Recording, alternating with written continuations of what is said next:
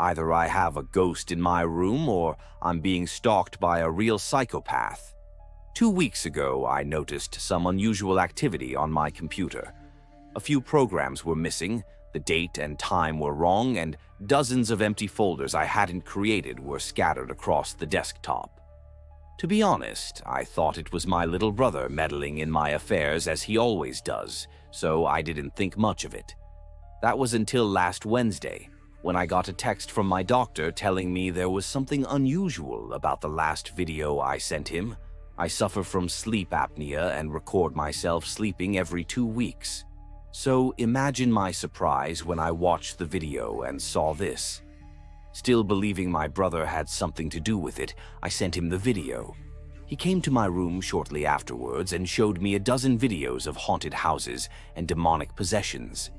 I don't usually believe in all things paranormal, but I have to admit that some of them weirded me out. That said, the other possibility scared me even more, that my computer had been hacked by a crook.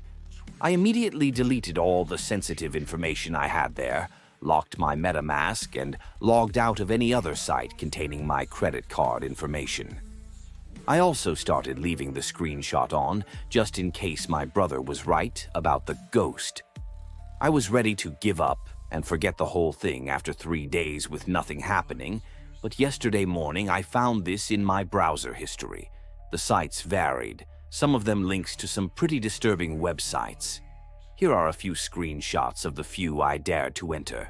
I also found a folder full of weird videos. When I searched for the screenshot video from that night, it was nowhere to be found, as if the ghost had deleted it. My brother became even more frightened at this point and suggested checking paranormal trends to see if there was a similar case elsewhere. Instead, I brought my hacker friend Ryan to check my computer. He dismissed the problem as a joke because he couldn't trace the source of the hack and only formatted my drive after I begged him to do so.